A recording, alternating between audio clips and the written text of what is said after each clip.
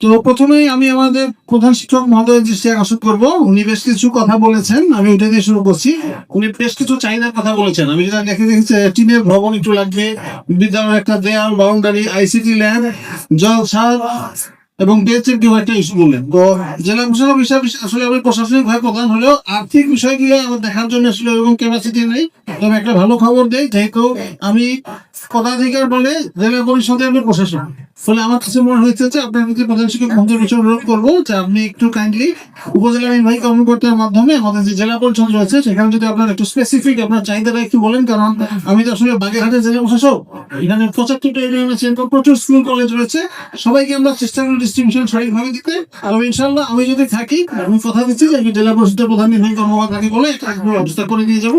আপনি কাইন্ডলি একটু আমাকে পিওন সাইডের মাধ্যমে জেলা পরিষদে প্লেস করবেন। আর অত্র বিদ্যালয়ের যিনি সভাপতি, তাকে আন্তরিক ধন্যবাদ এবং কৃতজ্ঞতা জানাচ্ছি যে উনি বিদ্যালয়ের জন্য অনেক কিছু করেছেন এবং ক্রীড়া কম্পিউটার ব্যবস্থা হতেন, সেজন্য তাকেও আমাদের অনুষ্ঠানের পক্ষ থেকে ধন্যবাদ জানাচ্ছি। তো এখন আমি আসলে যে বিষয়ে আসছি সে বিষয়ে একটা কথা বলি যে আমাদের প্রধান শিক্ষক মহোদয় বিদ্যালয়ের যে স্ট্যাটিস্টিক্স দিলেন, তাদের যে অর্জন করলেন নিঃসন্দেহে অত্যন্ত গর্বের।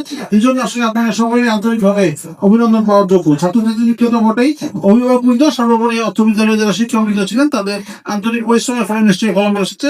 তাদের সকলের জন্য আমাদের তরফ থেকে কৃতজ্ঞতা থাকবো।